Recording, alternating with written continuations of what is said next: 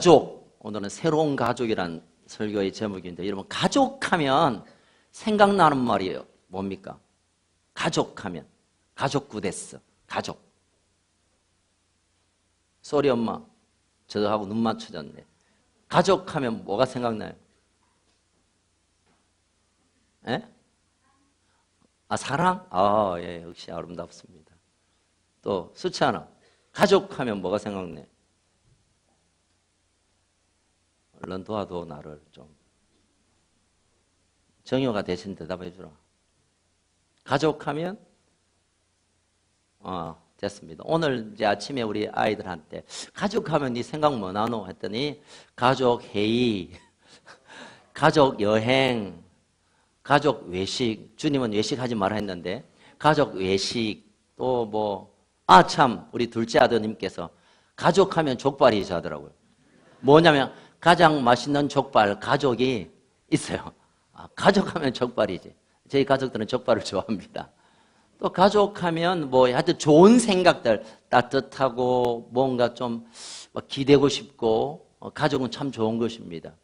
그래서 어느 이제 가정사역자가 영어로 family가 가정인데 family 머리 글자를 따와가지고 father and mother I love you 해서 아빠 엄마 사랑해요 이 머리자를 따서 패밀리로 지었다는 학설이 있습니다. 어쨌든 가족하면 사랑, 따뜻함, 언제라도 가면 기다려주는, 우리가 용납하고 받아들여주는 정말 아름다운 것입니다.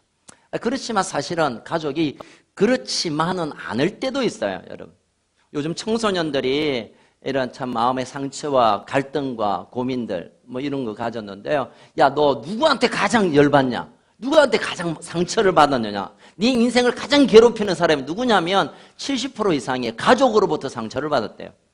아빠가 폰 안 바꿔줘가지고, 엄마가 용돈 안 흘려줘가지고, 언니가 내 옷 입고 먼저 가버려가지고, 형님이 내 바지 늘라놔가지고, 뭐 이런 것 때문에. 우리 집 얘기입니다. 뭐 그런 것, 그 후에 함께 살다가 보니까 서로 부딪히기도 하고 상처받기도 하고. 그래서 사실 패밀리의 이 원어인 라틴어 파밀리에라는 말은 하인과의 관계라는 뜻이에요. 도대체 왜 그런 말을 썼는지 몰라요. 가족이 왜 하인하고, 아버지는 주인이고 아들은 하인인가? 어쨌든 그런 복잡합니다. 어느 나라 민족 가운데서도 우리나라는 특별히 이 가족을 너무너무 크게 중요하게 여기고 귀하게 여겨요. 그래서 이 가족은 그냥 엄마 배에서 태어났거나 우리 혈연적인 가족뿐만 아니라 여기저기도 가족이라는 단어를 써요. 우리 뭐 팔뚝에 덩어리에 용 그리신 분들 만나면 우리 막 가족 하잖아요. 가족. 모르시구나. 예, 죄송합니다. 네, 여러분 전혀 딴 세상에 얘기를 했어요. 그들은 형님 동생, 나 형님이야. 모르시구나. 그때 가족으로 불러요. 또 요즘 회사가 요즘 이제 막 부하고 상관 간에 이거 뭐 갑질을 해서 우리 가족처럼 지내자고 가족이란 말을 많이 써요. 우리 교회도 가족이라고 쓰죠. 이 가족은 어쨌든 사람들의 마음에 뭔가 기대고 하나 되고 사랑스럽고 편안하고 외식도 가고 회의도 하고 여행도 가고 뭐 그런 아름다운 것 같아요. 하나님께서 이 땅에 가장 먼저 조직으로 묶어주신 것이 가족이기 때문에 아마 인간 본능 가운데 그런 것 같아요. 그런데 안타까운 것은 이 가족이 요즘 해체가 되면서 정말 가족으로 주시는 하나님의 특별하신 은혜와 치유와 회복과 위로와 격려들이 온데간데 사라져버리면서 정말 부모와 자녀의 관계의 아픔들, 또 친구의 그 단절들이 우리의 걱정스러운 사건으로 우리에게 다가오는 것 같습니다. 그 어느 나라보다 우리나라가 가족을 소중히 여기다 보니까 초대 우리나라에 기독교가 들어왔을 때 많은 충돌이 있었습니다. 우리나라의 민족 정신이라고 말하는 것은 유교도 아니고 불교도 아니고 하여튼 짬뽕입니다. 어쨌든 그런 어떤 그 부모님을 뭐 섬겨야 되고 뭐 삼강오륜 뭔지 아죠? 낙동강, 용산강 뭐 이런 거 아니고 뭐 그런 거 있어요. 어쨌든 어른을 깍듯이 섬겨야 되는 이런 유교적인 아주 좀 괴짜적인 그런 사상이 오면서 기독교가 충돌되어서 가장 문제가 되었던 게 제사 문제였어요. 그래서 우리 어르신들 그런 얘기하지만 저 예수제의 저것들은 저 애미도 없냐 그런 얘기 들어보셨죠? 제사 안 지난다. 그래서 이 기독교 서양에서 들어온 이 기독교 때문에 우리나라 좋은 민족 정신이 훼손되었다고 아주 막 핍박을 주고 괴로움을 줬어요. 우리 초대교회 시대, 우리 한국에. 그런데 사실 알고 보면 성경을 잘 들여다보면 그 어떤 종교에서보다 부모를 공경하고 가정을 소중히 여기라는 것은 기독교가 가장 강조하고 가장 중요하게 여기는 것입니다. 여러분, 이스라엘뿐만 아니라 믿음의 사람들이 꼭 지켜야 될 성경의 얘기를 딱 10가지로 줄여서 이것만은 지켜야 된다고 주신 말씀이 있죠. 뭡니까? 십계명. 그래서 1계명까지 4계명까지는 하나님에 대해서 우리가 어떻게 섬겨야 될 것이고 5번째 계명부터 10가지 계명은 이제 인간들 너희들끼리 이건 꼭 지켜야 된다. 이건 진짜 중요하다. 다른 건 몰라도 이건 꼭 지켜야 된다. 그게 5계명부터 10계명인데 5계명 인간으로서 지켜야 할 첫 번째 계명 5계명이 뭡니까? 내 부모를 공경하라. 공경. 사람이라면 이 땅에서 가장 먼저 가장 중요하게 가장 우선적으로 지켜야 할 하나님의 명령이 부모 공경이에요.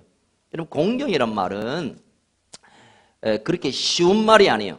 히브리어 카바드라는 말인데 이 말은 가장 귀한 것으로 여긴다라는 뜻이에요. 부모를 공경한다는 것은 용돈 몇 푼 던지는 게 아니라 이 세상에서 가장 존귀한 분, 귀하고 중요하고 소중한 존재가 당신입니다. 이런 마음의 자세가 공경이라는 거예요.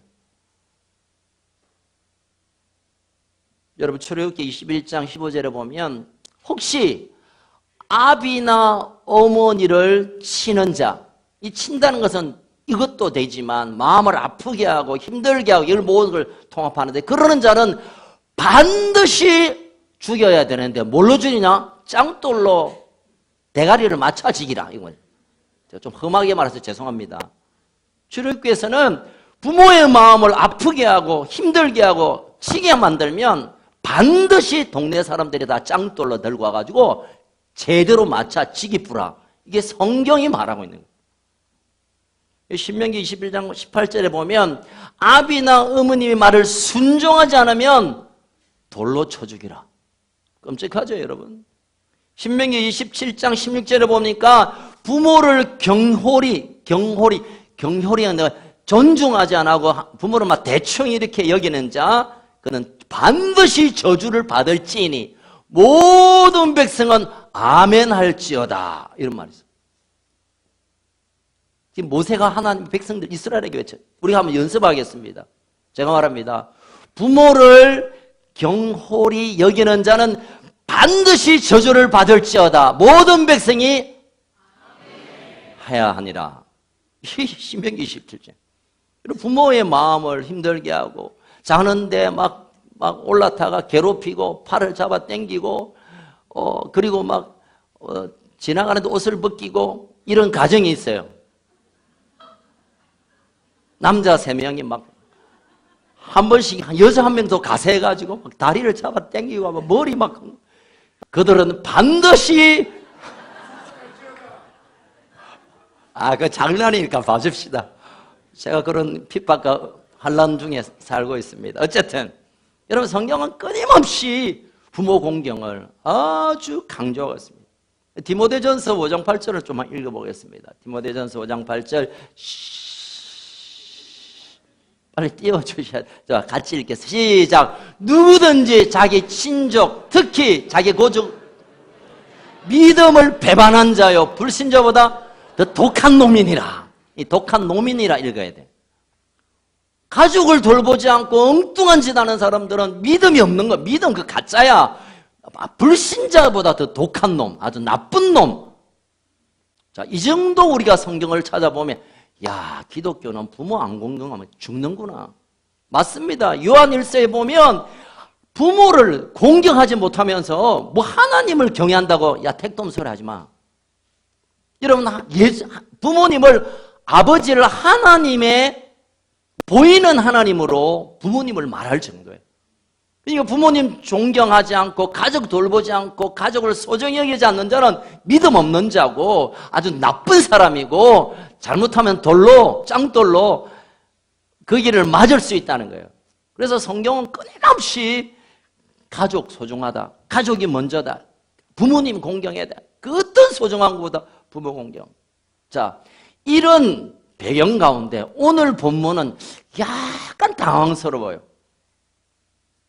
부모 공경해야 되고 가족 돌봐야 되고 가족이 최고다고 지금 성경이 말하고 있는데 지금 오늘 31절에서 35절 사이에는 약간 예수님이 좀 열받은 일이 있었는지 몰라도 약간 분위기가 좀 이상해요. 자, 오늘 본문으로 들어가기 전에 배경을 잠깐 이해해야 됩니다. 야, 예수님 그러면 부모 뭐 엄마도 필요 없다. 동생 필요 없다. 너가 다 필요 없다. 내 말 잘 듣는 너가 형제다. 이렇게 받아들이면 이 본문을 오해하는 거예요. 일단 21절에 보니까 예수님의 어머니 마리아와 그의 동생들이 이제 약간 학설이 있습니다만, 그러나 마태복음 13장에 보면 야고보, 요셉, 그 다음에 누구죠? 시몬, 유다라는 흔히 당시에 많이 짓는 이름인데 이 네 동생의 이름이 등장하고 그 누이들 아마 미리암과 살로메가 아닌가 그렇게 추정이 합니다. 이건 실명이 없기 때문에 어쨌든 6명, 4명, 6명 등의 예수님의 동생들이 있었어요. 예수님의 마리아하고 동생이 어느 날 21절에 보니까 소문이 들리는데 야, 당신 아들 약간 같다 야. 무슨 소리야? 예수님이 지금 가는 곳곳마다 손이 마르면 손마비 된 사람 일으키고 중풍 환자 일으키고 나병 일으키고 막 각색 귀신들 쫓아내고 복음, 하늘 복음 전하니까 사람들은 기가 막히기도 하지만 잘 모르는 사람이 볼 때 야, 저 좀 약간 맛이 간 거 아닌가? 좀에나 나아가 막 여기서 막 귀신 막 쫓아내고 막 병을 고치고 이러니까 그런데다가 예루살렘에서 온 서기관은 당시에 모든 골치 아픈 문제를 성경적으로 딱딱딱딱 결정하는 분이에요. 예루살렘에서 서기관이 와가지고 자 완전 맛이 간 놈이야. 왜? 가만 보니까 바알세불, 그러니까 귀신의 힘을 빌려가지고 귀신 쫓고 병 고치고 그런 놈 같아. 이런 얘기까지 들리니까 예수님 어머니 마리아가 덜컹 걱정도 되고 동생들도 어머니 가만 놨다가 저 죽겠습니다. 매 맞아 죽겠습니다. 저거 미친놈이라 하는데 이 큰일 났습니다. 한 가봅시다. 그래서 오늘 본문 이제 31절이 시작돼요. 31절 읽겠습니다. 시작. 그때 예수의 어머니와 동생들이 와서 밖에 서서 사람을 이걸 참 그림으로 좀 봐야 되는데 그래서 여러분 도와주실 분이 좀 필요한데 수찬아 너가 4명 나와봐라. 여기 나와봐. 네. 어머니는 누가 할까? 어머니는 야 너 수민아 나온다니. 너 마리아다. 마리아. 너 마리아. 그 예수님의 동생들 대단하다. 예수님의 어머니 마리아 씨 오십시오. 지금 이제 요건 지금 예수님이 지금 복음을 전하고 있고 이 방 안에는 누가 있을까요? 이미 그 2장에 있었던 예수님 12제자를 불렀고 12제자뿐만 아니라 예수님의 말씀 천국 복음을 듣고자 원하고 특별히 예수님을 구주로 메시아로 인정하고 그분에게 병 고치기를 원하고 예수님을 신뢰하는 사람들이 여기 다 모여서 여기 이 방입니다. 죄송합니다만 제가 예수님의 역할을 잠깐 하겠습니다. 자, 너희들은 지금 방이 아니야. 방 밖으로 나가. 일단 여기로 나가요. 요 방 밖이다. 들어가 여기. 들어가. 네. 여기 한 사람 또 필요한데 소희야 나온다니. 빨리 나온나. 들어가. 자, 여기는 방이고 요 문 밖입니다. 이제 우리 마리아하고 4명의 형제들이 가만히 보니까 큰일 났거든. 아니 내 아들이 지금 돌았다 하지 미쳤다 하지 형제들도 어디 동네 가면 너가 형님 완전 돌았노 마이가 뭐 이러니까 이 가족이 막 걱정이 묻지 마라 야야 걱정이 나. 그래서 지금 니는 제자야 무리 중에 한 사람이야. 지금 우리 방학 여러분 다 제자입니다. 조미정 제자, 김혜철 제자, 최우진 제자 여러분 다 제자고 무리입니다. 저는 여러분들은 저를 믿어줘요. 저는 예수님이니까. 그래서 저는 이제 막 설교를 합니다. 올라리 꼴라리 하는데 여러분 아멘 아멘 하고 너무 좋은 분위기인데 이제 예수님 어머니가 부탁을 해야 돼. 32절입니다. 니는 나를 보고 있다가 부탁해서 못하게. 제가 죄송합니다. 이 상황을 봐야 여러분 이 본문을 이해할까봐. 자, 니 밖에서 들어오지 말고 니는 문 밖에 서서 했거든. 밖에 서서 똑똑똑 두드리고 얘기해봐 너. 우리 아들 예수 있습니까? 이렇게 물어봐야지. 물어봐. 이거는 이제 이게 연출하는 거니까. 야, 와 이러노? 안 되겠다, 영호야. 우리 형님 예수 있습니까? 물어봐, 네가. 우리 형님 예수 있습니까? 이제 네가 든 거야. 좀 됐다. 너 역할, 요 거들 있어. 자, 네가 물어, 이제. 일로 와봐라. 네가 각본을 모른다. 자, 32절 읽어봐. 무리가 예수를 둘러앉았다가 여짜오되, 시작. 보소서 당신의 어머니와 동생들과 누이들이 밖에서 찾나이다. 네가 이제 그렇게 내한테 말하는 거예요. 제가 예수님입니다. 33절 보십시오. 내가 대답합니다. 누가 내 어머니며 누가 내 동생이냐? 여러분 이 상황이 어떻습니까? 지금 예수님은 정말 부모를 존중하고 하나님의 말씀대로 십계명을 지켰던 분이고 그 어떤 분보다 마리아의 어머니를 사랑했던 분이고 사랑하는 동생을 두었던데 지금 나를 찾아왔다니까 누가 어머니야 누가 동생이야. 그리고 34절에 보니까 둘러앉아있는 여러분을 보고 말합니다. 마태복음에 보면 손을 내밀어 보라 여기에 나의 어머니와 나의 형제와 나의 자매들이 여기 있느니라. 하나님의 뜻을 행하는 자가 나의 참된 형제요 자매요 어머니 참된 가족이 여기 있느니라. 끝. 됐다 들어가라 이제. 아이고 제가 미리 각본을 안 주고 즉흥으로 해서 그렇습니다. 이 아들 잘합니다. 자, 요 정도 얘기하고 지금 우리가 읽었던 31절에서 35절 사이가 이 얘기예요.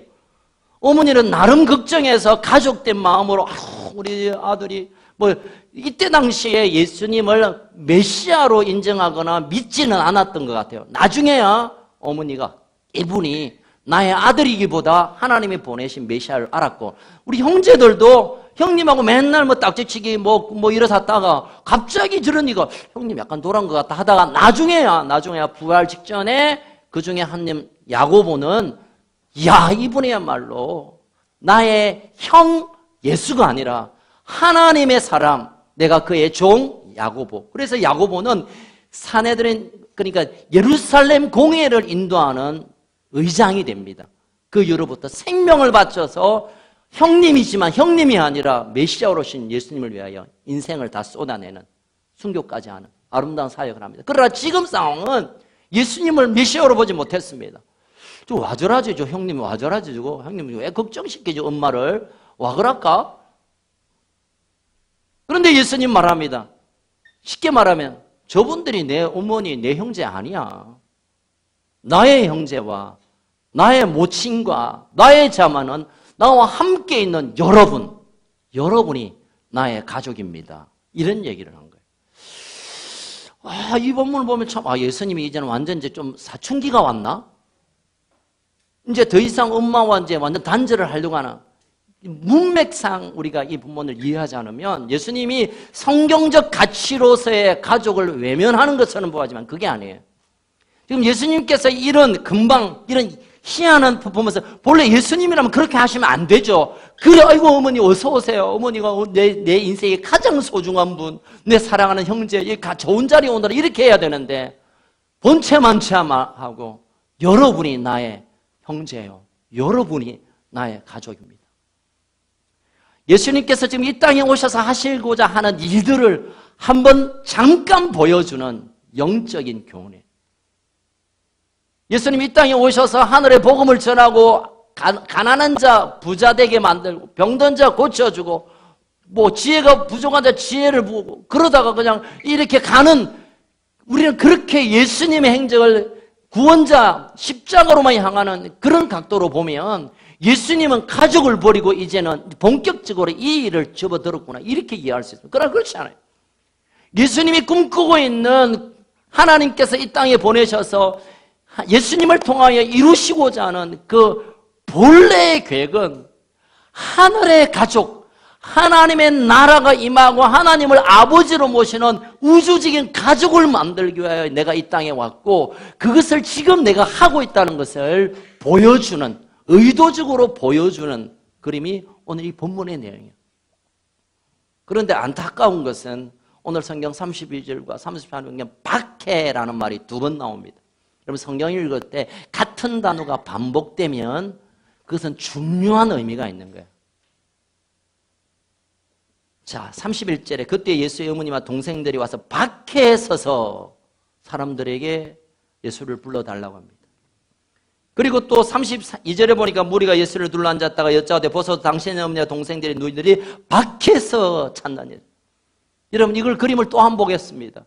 우리가 지금 우리 방 안에 있습니다. 예수를 따르고 믿음의 걸음을 걷고 십자가의 걸음을 걷기도 결정한 제자들과 예수를 메시아로 인정하는 믿음의 사람들은 집 안에 있습니다. 그래서 집 안에 있어서 예수님이 무슨 말을 하든지 그것이 들려지고 알게 되고 믿어지고 경험되지만 문 밖에 있는 사람은 예수님과 그의 형제들, 어쩌면 가장 예수님과 가까운 사람, 가장 구원받기 제일 유리한 조건이었지만 그들은 밖에 있었기 때문에, 혈연적인 가족이었지만 밖에 있었기 때문에 예수의 말씀을 듣고 예수의 능력을 경험하고 예수의 구원을 듣지 못하는 상태로 남아있었던 것입니다. 여러분 우리가 안에 있는지 밖에 있는지 우리를 좀 돌아봐야 되겠습니다.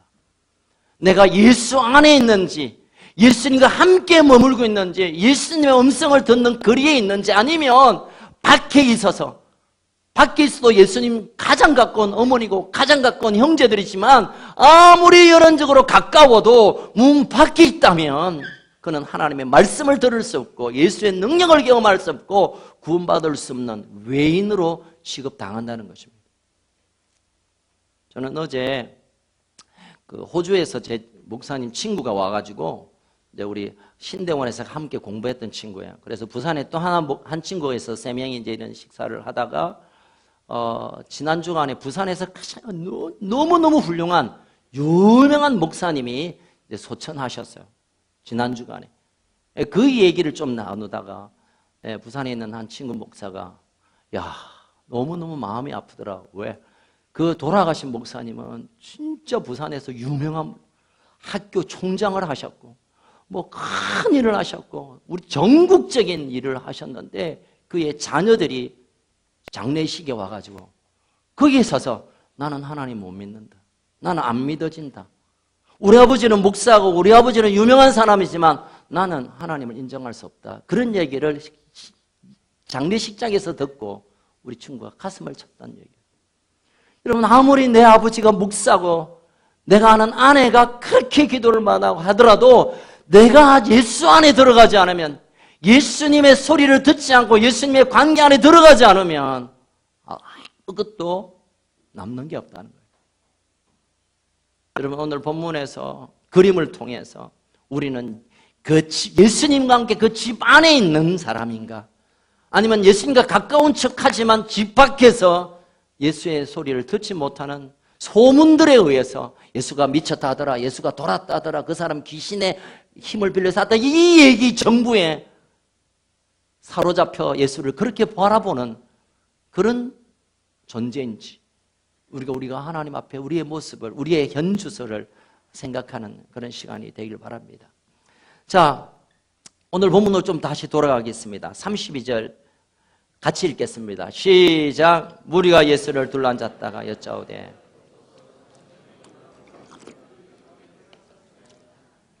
33절까지 34절까지 읽겠습니다. 다시.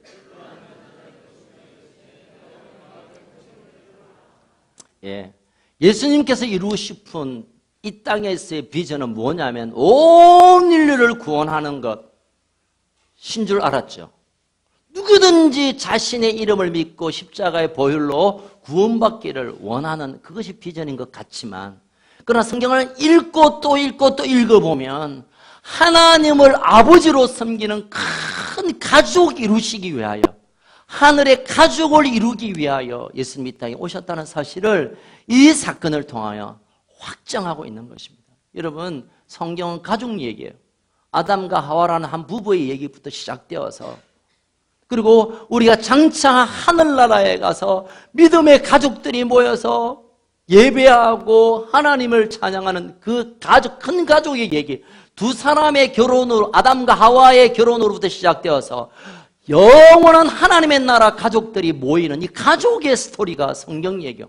아브라함 가족 얘기, 다윗의 가족 얘기, 우리가 알고 있는 그 위대한 사람들의 가족들의 얘기를 통해 하나님은 이 땅에 가족, 그의 가족을 부르시고 그의 가족을 찾으시고 그의 가족을 향하여 있다는 것을 예수님이 의도적으로 지금 우리에게 보여주고 있는 것입니다. 여러분, 신앙에 있어서 신앙의 체계를 세우는데 가장 중요한 게 하나 있습니다. 하나님이 어떤 분인가 알아야 되고, 또는 성경은 어떤 책인가도 알아야 되고, 또 뭐 담임 목사가 누군가도 알아야 되지만, 교회가 무엇인가, 교회란 무엇인가에 따라 그 사람의 신앙이 결정이 돼요. 어떤 사람은 교회는 피곤하고 지치고 힘드니까 1시간 눈 좀 감았다가 눈 감는 동안에 하나님의 은혜가 임해서 내가 위로받고, 그리고 한 주간 또 살아내는 그런 것이 뭐. 또 교회는 뭐 그냥 예배 드리고 뭐 밥 먹고 적당히 교제하고 뭐 친구처럼 만나고 뭐 그렇게. 또 뭐 교회는, 여러분, 여기에서부터 그분의 신앙의 순수성과 신앙의 성장과 신앙의 끝이 결정이 돼요. 성경에서 교회에 대한 많은 말들이 있습니다. 교회는 무엇이다, 교회는 무엇이다, 많은 정의가 있지만 예수님의 관점에 있어서 교회를 바라볼 때 예수님의 정의는 그거예요. 교회는 하나님의 가족이다. 아멘. 한번 따라합시다. 교회는 하나님의 가족이다. 아멘. 건물이 아니라, 이름이 아니라, 모임이 아니라, 사역이 아니라 우리 존재 자체가, 저도 교회고 장로님들도 교회고 권사님들도 우리 청년들도 교회들인데, 그 교회들이 모여서 가족됨으로 존재하고, 이 땅의 가족이 그대로 하늘의 가족으로 가는 동안에 우리가 기도하고 격려하고 전도하고 사역하고 그런 일들이 계속된다는 거예요. 여러분, 끊임없이 내 속에 교회는 가족이다, 교회는 가족이다, 그렇게 정확하게 세워질 때 우리가 교회를 교회되게 바라보기 시작합니다. 교회가 무슨 동호회나 친목단체가 아니라 하나님의 가족이라는 관점을 우리가 딱 가지게 되면 이 교회를 충성할 수 있고, 이 교회를 사랑할 수 있고, 이 교회를 위하여 내가 헌신할 수 있고, 이 교회를 내 인생의 가장 소중한 것으로 받아낼 수가 있게 되는 것입니다. 그래서 사실은 가족이 물론 내전화 대가족, 저는 어릴 때, 요즘 우리 그 예찬 전도사님이 폰 바탕화면에 저희 할아버지 사진을 깔고 다녀요. 확인해 보십시오. 저는 아마 한 5살까지 살아 계셨을 것 같은데 기억이 안 나요, 저희 할아버지가. 왜냐하면 할아버지 4분과 고모 3분과 그의 아들 해서 한 60명이 한 집에 살았대요. 남해, 창선, 상신리, 그게 살았대요. 그러니까 저분이 우리 아버지인지 우리 할아버지인지 고모인지 이모인지 뭐, 저희 사촌이, 남자 사촌이 36명입니다. 남자 사촌만. 그러니까 뭐 그 대가족이 있으니까 이 가족은 가족이지만 가족이 아니에요. 그리고 교회도 마찬가지입니다. 하나님이 교회를 하나님의 가족으로 불렀고 가족으로 만나게 하셨는데, 교회가 100명이 되고 200명이 되고 300명이 되면 이 가족됨이 좀 경험이 되기 힘들어요. 그래서 하나님께서 전략을 주신 것이 셀입니다. 셀. 이것은 제가 만들어낸 게 아니라 옛날에 구역, 셀이 이제는 소수가 모여서 가족됨을 경험하는 것, 가족됨을 나누는 것. 우리가 사는 동네가 다르고 직업도 다르고 나이도 다르고 뭐 다른 게 많지만, 그러나 예수의 피로 하나 되었고 한 분을 아버지로 섬기는 가족됨으로 모여서 내 아픔을 얘기하고 내 기쁨을 함께 공유하고, 또 가족끼리 모여서 밥도 먹고 가족끼리 만나 놀러 가기도 하고 가족끼리 모여서 회의도 하고 가족끼리 가서 외식도 하고 가족끼리 뭐 함께 보내고, 또 가족들이 힘들면 붙들고 같이 울고, 가족이 괴로우면 같이 옆에서, 내가 옆에서 있다 함께 울어주고, 그 일을 하나님께서 셀을 통하여 일하고 계시는 거예요. 그래서 제가 늘 말하지만, 셀 안으로 들어와서 여러분 삶을 나누지 않으면 여러분은 큰숲교회 청중교인으로 인정하노라. 청중이에요, 여러분, 청중. 여러분, 하나님은 결국 청중에 대해서 수많은 무리들, 예수님 어쩌냐 하나, 이런 무리에 대해서는 별로 관심을 갖지 않습니다. 그 방 안에 들어온 자, 예수를 직면하고 얼굴을 바라보며 예수님의 말씀을 듣고 그리고 함께 그 삶을 나누고자 결정한 그들을 하나님 데리고 천국으로 하나님이 일하시는 일들 가운데 함께 동행해 가시는 것입니다. 여러분, 하나님이 디자인한 셀, 여러분, 이 너무 소중히 여기십시오. 아이, 가봐야 뭐 맨날 앉아서 뭐 짜는 소리, 괴로운 소리, 뭐 만나봐야 저 인간 안 봤으면 좋겠는데, 그날은 하필이 저 인간이 또 떠들고 막, 이야기 시작은 했는데 끝은 없고, 막 하품 나오고, 막 이럴 밖에 가서 그냥, 아이고, 어제 못 본 텔레비 그냥 재방송이나 볼걸, 뭐 이런 생각이 들 때가 있어요, 여러분. 있죠? 여러분, 우리가 다들 가시가 있어요, 여러분, 가시가. 여러분은 뭐 그냥 완전한 것 같지만 가시가 있으면 막 안 오면 아파. 우리 청년들 중에 뭐 목사님 아빠하고 안 오면 저는 일단은 기분 좋는데 나중에는 야 빨리 안 떼나. 왜냐하면 이 짐승 냄새가 나야 돼. 향수를 하나 선물해 주고 싶어 진짜. 냄새가 나는 거야. 야 좀 떨어져라. 속으로는 말도 못하고 그래 고생했지. 한 해 어떻게 한 주 어떻게 보냈노 하고 이제 뛰면 할렐루야 하나님 감사합니다 하고요. 그래도 여러분 함께 비비고 함께 그냥 지내고 함께 울고 함께 보내다 보면 우리가 서로서로를 알아가고 서로서로의 아픔을 공유하고 그리고 함께 치유받고 함께 일어나고 함께 하나님의 영광으로 함께 올라가게 되는 것입니다. 여러분 셀을 소중히 여겨주시기를 부탁드립니다. 자, 그렇다면 하나님께서 모으시는 이 가족, 오늘 보면 34절부터 35절에 있는 대로 여기가 여러분이 나의 모친이고 여러분이 나의 형제입니다. 하나님의 뜻을 행하는 여러분이 나의 자매요, 나의 형제요, 나의 어머니입니다. 내 가족입니다 말할 때 이 가족은 그럼 어떻게 누가 들어가느냐? 등록하면 다 들어가느냐? 성경책 끼면 다 들어가느냐? 아니요. 하나님의 가족됨 안에 들어가기 위해서는 적어도 이 세 가지 안에 우리가 체크를 해야 됩니다. 첫 번째로는 영적인 경험이 있어야 돼요. 좀 더 정확하게 말하면 구원에 대한 확신이 있어야 그 다음에 가족됨으로 들어가요. 여러분 요한복음 3장에 보면 니고데모라는 한 아주 멋진 사람, 성공한 사람 얘기는 니코는 니케, 나이키, 이 승리의 사람이라는 뜻입니다. 승리의 인생을 살았던 니고데모가 그가 여러분 바리새인은 지금 뭐 나쁜 이게 아니라 당시의 바리새인은 성공한 사람이고 경건생활을 하는 사람을 부르켜 바리새인이라고 합니다. 바리새인이었고 또 그가 사내리든 공의 회원이 국회 회원이었습니다.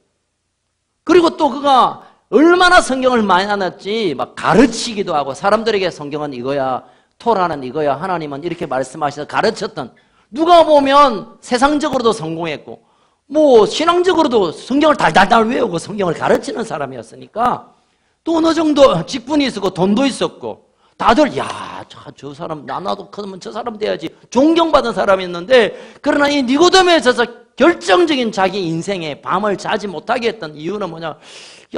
내가 하나님도 알고 성경도 바삭하고 내가 돈 너무 많이 벌고 내가 아주 직위도 있는데 내가 구원의 부분에 대해서 이게 답을 못 찾겠는 거예요. 그런데 어느 날 자기 동네에 예수가 지나간다는 얘기 듣고 그날 밤에 예수님이 주무시는 숙소의 문을 뚫면 녹합니다. 누구십니까? 니고데 선생, 어쩐 일입니까? 당신이 랍비 선생님들 내가 잘 압니다. 그런데 제가 질문이 하나 있는데 어째야 구원받습니까? 예수님 말합니다. 거듭나십시오. 그러니 니고데모가 갑자기 웃습니다. 아이고 예수요. 내가 지금 나이가 몇 갠데 내가 엄마한테 또 들어갔다 나오란 말입니까? 아이고 뭐 농담이지요. 당신 뭐 요즘 아재 조금입니까? 뭐 이렇게 얘기했을 거예요. 그래서 예수님이 단도직입으로 말합니다. 물과 성령으로 나지 않으면 거듭나지 않으면 하나님 나라에 들어올 수 없다. 다시 말하면 거듭나야 구원받는 거다. 이랬을 때 니고데모가 당황스럽게 나 뭐 할 거, 뭘 한다고 뭐 사람들을 돕고 뭐 금식하고 뭐 11조, 그게 아니라 예수 그리스도를 마음의 주인으로, 인생의 주인으로 섬기는, 믿음을 받아들이는 거듭남이 없이는 아무리 출세하고 아무리 교회 무슨 일을 하고 성경을 가르치고 뭘 대단한 일을 해도 당신은 하나님 나라하고 관계없는 사람이야. 당신은 하나님의 가족하고는 아무 상관이 없어 라고 예수님이 못을 박아버렸어요.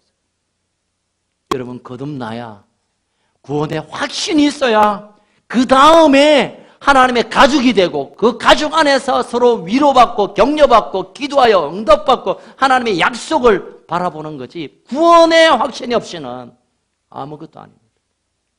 18세기 영국의 큰 부흥을 일으켰던 두 위대한 하나님의 사람이 있습니다. 한 사람은 존 웨슬레. 이 사람 때문에 감리교라는 종교가 생겼죠. 어쨌든 존 웨슬레, 이 사람 대단한 사람. 그와 함께 쌍벽을 이루는 한 분이 계세요. 조지 휘필드라는 설교자.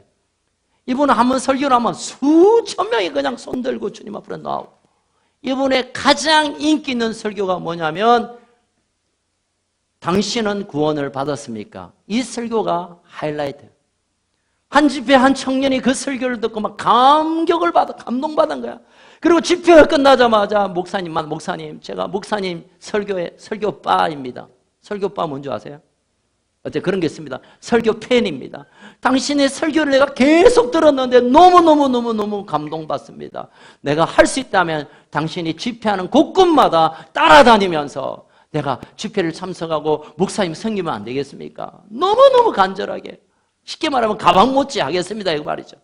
이게 한 청년이 다 직장 다 때리치고 자기와 함께 집회 동력자가 되겠다니, 오케이, 그래 같이 가자. 그래서 이제 조지 휘필드 목사님 가방 들고 막 따라다니게, 집회마다 따라다니는데 어느 날 갑자기 이 청년이 얼굴이 별로 안 좋아. 그래서 목사님이, 야, 너 얼굴이 왜 그래? 뭐 안 좋냐? 뭐 아프냐? 너무 피곤하냐? 이 청년이 하는 말이, 목사님, 제가 목사님 설교 너무 좋아해서 나 다 던지고 그 설교 듣고 은혜 받고 여기까지 왔는데, 당신은 구원받았습니까? 그 설교를 지금 70번째 하고 있어요, 목사님. 이제 약간 지겨운데 다른 설교 없습니까? 이제 목사님 설교는 조금 짜증납니다. 그런 얘기했을 때 조지 휘필드 목사님 그렇게 얘기했습니다. 내가 이 설교를 하는 것은 네 놈 때문이다. 네 때문이야, 너. 아니 무슨 말입니까? 네 놈 때문에. 네가 나를 따라다니고 열정적으로 예배 수십 분의 예배 드리고 달려왔지만, 헌신했지만 너 구원 못 받았잖아. 너 구원의 확신 없잖아. 그러니까 네가 구원받는 그날까지 나는 이 설교를 멈출 수가 없다고. 여러분, 이 얘기가 시사해 주는 바가, 이 실화인데요, 시사해 주는 바가 있습니다. 우리가 지금 여기 앉아 있지만 조금 불편한 얘기를 할게요. 여기 앉아 있지만 우리가 구원과 전혀 상관없이 오늘 이 자리에 앉아 있을 수 있어요. 한 작년인가요? 어떤 분이 서울의 아주 큰 교회에 이제 그 설문조사를 했어요. 설문조사를 하고 그걸 발표하려다가 이게 너무 충격적이어서 그걸 거둬들었는데, 제가 어떻게 하든지 어떻게 해서 그 자료를 제가 듣게 되었어요. 이번에 질문은 당신 구원받았습니까? 이 질문에 교인의 20%가 구원을 모르겠다가 아니라 20%만 내 구원의 확신이 있다는 거예요. 수천 명 모이는 교회인데. 나머지는 내가 구원을 받는가 없는가는 관심도 없고 그냥 교회 오는 거지, 뭐 힘들고 지치니까. 또는 어떤 분은 내가 어떻게 교만하게 내가 구원받았다고 말할 수 있어요? 그때 천국 보내면 할렐루야죠. 겸손이 아니죠, 여러분. 무시하고 신앙이 없는 거예요, 여러분. 더 충격적인 것은 중직자들의 10%가 예수를 믿고 나머지 90%가 구원의 확신을 예수는 믿는 것 같은데 구원의 확신 잘 모르겠다고. 더 충격적인 얘기는 그때 사역자가 한 15명 있었다는데 목사님을 제외한 부목사님들이 10명이 구원 확신 없었다는 거예요. 충격적인 일 아닙니까? 목사인데 다 던지고 주의 복음 전하겠다는 목사들이 15명 중에 10명이 내 구원의 확신 없다는 거예요. 그래도 목회 잘해. 설교 잘해. 폼나게 찬양 잘해. 장로님들 기도 멋지게 해. 그래도 구원의 확신 없어요. 그건 나 잘 모르겠다. 그냥 그때 그냥 하나님 불러주시면 할렐루야 감사하고 아니면 꽝이죠. 우리 교회는 그렇지 않다고 저는 그렇게 믿고 싶고 또 그럴 거예요. 여러분, 정말 제가 정중하게 여러분 부탁하는데 구원의 확신 문제 해결하시길 주의 이름으로 부탁드립니다. 여러분, 한국교회가 중직자 되면 다 됐다고 하지만 여러분 중직자 되기 쉬워요. 여러분, 예수 안 믿어도 중직자 되고 장로 되고 목사 돼요. 여러분, 사람들 밥 사주고 좀 품위 있게 지내고 열심히 침 튀면서 아멘 좀 소리하고 그러다가 또 그러다 보면 야, 저 사람은 일꾼감이네. 그래가지고 장로 돼요. 목사요. 저도 지금 신학교 다녔지만 신학교 가도 예수 안 믿는 인간들 많이 기어 올라와요. 그러다가 어쩌저쩌 학점 받고 그냥 시험 치가지고 목사 가는 인간들 많아요. 제가 목사로서 좀 이야기 정말 부끄럽지만 예수 안 믿어도 수천 명 교회 담임 목사 할 수 있고요. 예수 안 믿어도요 대단한 선교 역사 할 수 있어요. 그러나 지금은 그게 가능할지 모르겠지만 그날 주님 앞에 가는 그날, 이제 하나님의 가족으로 분류하는 그날 우리는 깜짝 놀랄 일이 있을 거예요. 깜짝 놀랄 일. 저의 신학교 스승이었던 신승종 박사님이 계세요. 우리 교회, 제가 학교 다닐 때 학장님 하셨고 정말 대단한 세계적인 학자예요. 이분이 천국 지옥을 경험하는 시간을 보내면서 그가 6개월을 회개해서 내가 신학교 교수고 나 때문에 수천 명이 목사가 됐는데 내가 예수 믿는 것에 대해서 너무 확인하지 않았다. 그래서 천국 가보니까 우리나라 유명한 10대 교회 목사님들이 안 계시더래요. 그분이 봤던 거니까 그건 진리는 아니지만 여러분 부탁드립니다. 우리가 구원의 확신 이거 그냥 슬그머니 넘기지 마세요. 이거 해결 안 되면 가족 되거나 하나님의 나라는 상관없습니다. 이 땅에서 박수 받고 이 땅에서 하나 받고 끝나는 거지, 하나님의 나라에 하나님의 가족 가운데 하나님의 다시 오시는 그날 우리가 서기 위해서는 하나님의 가족 되어야 되는데 그 가족은 구원의 확신, 이게 목숨을 걸고 확인하고 점검해야 되는 일인 것입니다. 두 번째로 하나님의 가족이 되기 위해 우리가 필요한 것은 예수 그리스도를 알아가는 성장이 필요합니다. 여러분, 예수 믿는 것 이거는 처음 시작이에요. 확신, 이건 이제 출발이에요. 출발해서 멈추는 분들이 많아요.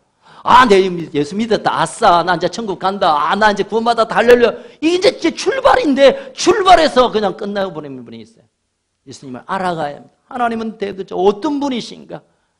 여러분, 이스라엘 백성이 왜 그 이방 하나님을 섬기지 않는 이 얄궂은 신을 섬기는 이방한테 맨날 쥐어박히고 그냥 끌려가고 고통합니까? 호세아 선지자가 가슴을 치며 여호와를 좀 알자. 하나님 좀 알자. 하나님 알아야 우리가 살 길이 있고 하나님 알아야 우리가 소망이 있고 하나님 알지 못하면 우리는 그냥 여기서 끝까지 식민지로 끝날 것이니 힘써 여호와를 좀 알자. 하나님은 어떤 분이고 그분의 인격과 그분의 성품과 그분의 마음 안에 우리가 좀 들어가자. 여러분, 지금도 마찬가지입니다. 내가 구원받았다면, 구원의 확신이 희미하다면 하나님을 알아가는 시간들을 보내야 돼요. 요즘 결혼 시즌입니다. 결혼하면 부부가 됩니까? 다시 묻겠습니다. 어디 갔나? 진현아, 결혼하면 부부가 되나? 착각하지 마. 여러분, 결혼하면 이제 부부로 시작하는 거예요, 여러분. 결혼했다고 부부라고 말하지만 이제 부부로 시작되고 진짜 부부는 세월을 보내면서 힘든 시간들을 함께 보내고 그리고 저 사람이 어떤 마음을 가지고 내가 어떤 괴로움이고 그런 알아가면서 이제 부부가 되어가는 거예요. 제가 올해 이제 얼마 전에 30년 하고 1년 지났어요, 결혼한 지. 요즘 제 아내가 그런 얘기 합니다. 야, 당신 이렇게 멋진 사람이었어? 왜 비웃습니까? 확인해 보세요. 야, 당신 내가 30년 동안 몰랐어. 어떻게 당신 이렇게 멋져? 저도 그러죠. 야, 당신 진짜 이상한 거인 줄 알았다. 30년 좀 살아보니까. 여러분 1, 2년 살고 4, 5년 살고 뭐 이러면 다 아는 것처럼 말하지 마세요. 살아가면 살아갈수록 그 샘의 깊이를 모르고 그 컬러를 봐도 새로운 색깔들이에요. 여러분 하나님을 만나고 예수를 알고 하나님의 그 아름다움을 보기 시작하면 알아갈수록 성경을 펼칠수록 이야 하나님이 이런 분이었구나. 이야 하나님이 이런 분이었구나. 예수님이 기름 부리셨네. 그렇게 시간을 보내며 하나님과 하나님의 마음이 내 안에, 내가 하나님 안에, 그래서 네가 내가 하나 되어가는 하나님의 영광에 옷 입혀지는 그런 시간이 되어지는 겁니다. 아멘. 하나님의 가족들은 하나님의 가족 되기를 원한다면 하나님을 알아가는, 성경을 묵상하고 성경 묵상한 것을 또 고백하고 또 하나님 앞에 시간들을 들여서 끊임없이 하나님을 갈망하고 알기를 원할 때 하나님의 그 사랑이 부어지고 하나님의 성품이 부어지고, 여러분 오래 살면 그냥 닮아간다 하잖아요. 제가 오늘 아침에 예배 전에 제 방에서 이제 창문 얼마 전에 최우진 집사님이 깨끗이 이제 청소를 해가지고 밖이 보는데 저기서 우산 들고 두 분이 청청청 걸어오는데 걸음이 똑같은 거예요. 팔짱을 끼고. 한 사람은 김씨고 한 사람은 구씨야. 아세요 그분? 둘이 저기서 우산 쓰고 따로 안 쓰고, 가만 보니까 작전인가 봐. 따로 안 쓰고 한 우산을 들어 쓰고 청청청 걸어오는 걸음이 얼마나 예쁘고 뺑아리 두 마리가 빽빽하고 오는 것 같아. 너무 사랑스러워서. 여러분 오래 살면 걸음걸이가 비슷해지고 말씨가 비슷해요. 제가 이렇게 와일드하지 않았어요. 제가 얼마나 아름답고 뭐 이랬는데 30년 사니까 저도 와일드해졌어요. 맞다 그러잖아요. 전화 왔잖아요 지금. 여러분 하나님과 시간을 알아가는 시간을 만들어가기를 주의 이름으로 축원합니다. 이제 마지막으로 가족이 되기 위해서는 같은 비전을 가져야 합니다. 아멘. 많은 사람들은 부부가 되고 가족이 되면 각자의 비전을 향하여 달려가는, 아니요. 또 어떤 사람은 우리가 서로를 마주보면서, 여러분 그럼 제가 결혼할 때 이야기합니다. 결혼 전에는 서로를 단디 보고 결혼하면 앞을 보고 가야 된다. 여러분 우리가 너무 서로를 자세히 들여다보려고 그래. 저 사람 옷이 왜 저래? 저 사람 가방도 안 어울리는데 저걸 또 명품이나 들었어. 왜 로즈 색깔이 저래? 눈썹을 왜 짙게 올려서 닫아서. 그걸 왜 묵상해? 서로 좀 보지 마. 이제는 우리가 봐야 될 것은 우리 공동체 가운데, 우리 가족 가운데, 우리 셀 가운데 우리 각자에게 주신 비전을, 한 비전을 바라보고 함께 가는 거예요. 아멘. 작년인가요? 재작년인가요? 저희 첫 번째 아드님께서 어느 집회에 강의를 하러 갔는데 저도 함께 갔어요. 이분이 유업에 관한 설교를 하면서 이런 얘기 합니다. 청년들 향해, 여러분 청년들 여러분 비전이 뭡니까? 하니까 저는 뭐 변호사, 저는 뭐 하더라고요. 아니요. 여러분의 비전은 여러분의 부모님에게 하나님이 주신 그 비전입니다. 아멘. 제가 얼마나 울컥했는지 몰라요. 이야. 여러분 우리 청년들에게 제가 늘 얘기합니다. 너희들의 비전이 뭐냐면 너희 부모님들에게 주신 비전, 너희 아비 세대에 주신 비전, 우리 교회 비전이 너희 비전이야. 아멘. 비전 찾는 거 고민하고 돌아다니지 마세요. 어디 비전 학교에 가고 비전 책 보고 소용없어. 그냥 우리 교회의 비전이 뭐고 우리 부모님의 비전이 뭐고 우리 교회가 붙들고 있는 비전이 뭔가, 그것이 여러분에게 주신 비전입니다. 아멘. 그 비전이 하나가 될 때 가족이 하나 되는 거예요. 아버지는 이쪽을 향하여 달려가는데 아들은 저쪽으로 달려간다. 이거는 콩이나 생기는, 콩가족들이 생기는 일이에요. 콩가족들. 진짜 하나님의 가족은 한 비전, 한 소망, 한 가치, 한 소중함을 향하여 함께 각자의 위치에서 달려가는 것. 아멘. 한 비전 안에 하나 되는 한 가족으로 서길 주의 이름으로 축원합니다. 저는 그런 생각이 듭니다. 이 땅에 살면서 우리가 하나님 함께 만나게 했잖아요. 가족이 만나고 영적 가족으로 만나 있으면 함께 가족으로 살다가 함께 한 방향을 보다가 함께 그곳에서 영원히 사는 이런 놀라운 하나님의 가족 되기를 주의 이름으로 축원합니다. 이 땅에 한 가족 되었는데 갈 때는 너는 위에 가고 나는 저기 가. 어제 그 친구 얘기를 들으면서 그 목사님이 돌아가셨지만 천국에서 얼마나 가슴이 아플까.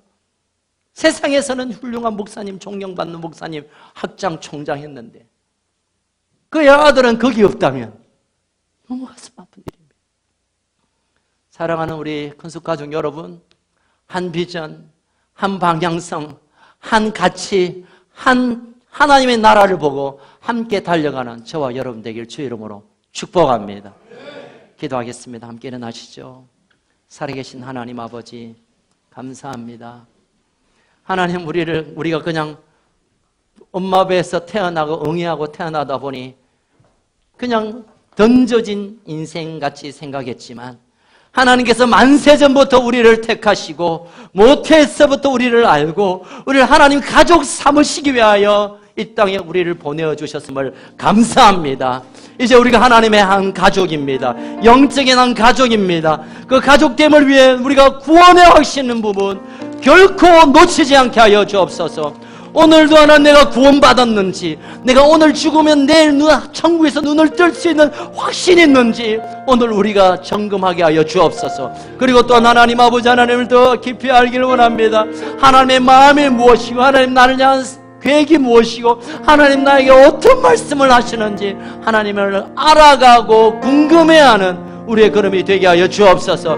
또한 하나님 아버지, 우리가 한 피바다 한 몸 이루고 한 비전 가지고 살다가 한 천국에서 만나야 할 아름다운 우리 가족들인데 우리가 우리의 자녀 세대들이 우리의 비전을 품게 하시고 그 자녀의 자녀의 자녀의 자손들이 하나님 나라의 꿈꾸는 비전을 이어가서 그 언젠가 천국에서 만나는 이 땅의 가족이 천국의 가족이 될 수 있도록 은혜 위에 은혜를 더하여 주시옵소서.